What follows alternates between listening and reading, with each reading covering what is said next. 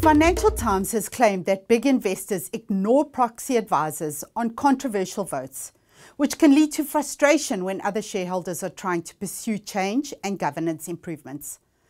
There are certain governance mechanisms that try to help avoid these types of situations.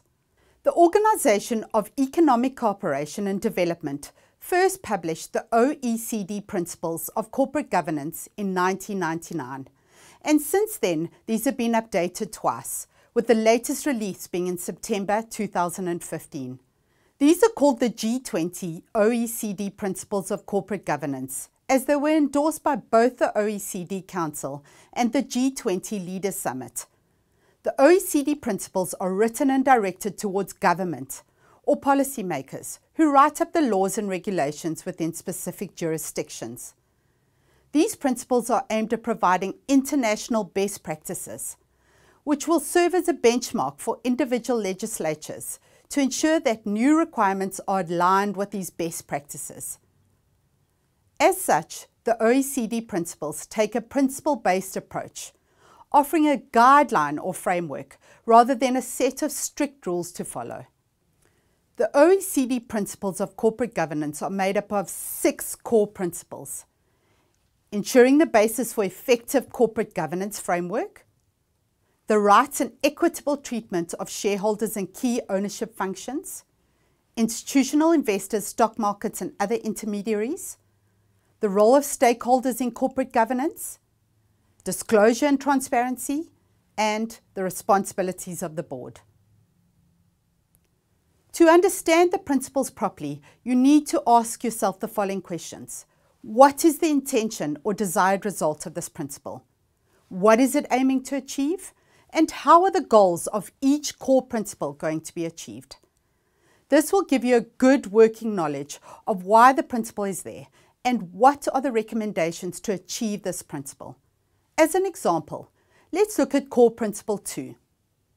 The intention of this principle is to protect shareholders' rights or entitlements and empower shareholders so that they influence corporate behavior. This principle focuses not only on fair treatment of major shareholders, but all shareholders, including minority and foreign shareholders. So how does this principle achieve its intended purpose? From a high-level overview of core principle 2, there are 4 important things. These include basic rights, the right to be informed, the right to participate and vote, and the right to fair treatment. We can now expand on these by asking, what are basic rights? We're not referring to freedom of speech and other basic rights, but rather to the basic rights related to their shareholding. For example, the right to share in profits or to transfer and sell shares.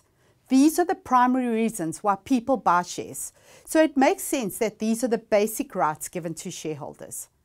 Imagine a situation where you were prohibited from selling your shares, or they were taken away from you without compensation. Without enshrining these rights into laws, shareholders will have very limited protection. We can expand on the right to be informed by asking, what should shareholders be informed about? This does not refer to the employment of a new staff member who will be doing administrative tasks, but rather to information that would affect the value of buying and selling decisions related to the company's shares. For example, the authorization of changes of articles of association, new shares and proposed mergers, and acquisition plans. With the right to participate and vote at shareholders' meetings, we need to consider what other duties and responsibilities arise as a result of this right. For example, shareholders have to be furnished with relevant information such as dates, venues, agendas, and other meeting materials. These need to be sent in advance to give shareholders sufficient notice of the meeting and sufficient time to prepare or ask any questions. Lastly, with the right to fair treatment, this will encompass things like recognizing all classes of shares, treating all shareholders fairly, managing conflicts of interest, and prohibiting insider trading. So you can see that reading through the material is only one step of your learning of the OECD principles. You need to go through each principle and critically analyze and ask relevant questions. Look at current articles and check your understanding of the principles. You should attempt an analysis of the other core principles using the same approach we used in Core Principle 2. To recap, the OECD Principles of Corporate Governance is comprised of 6 core principles. You need to not only read them, but also be able to understand the intention behind each core principle and critically analyze how each principle is to be achieved.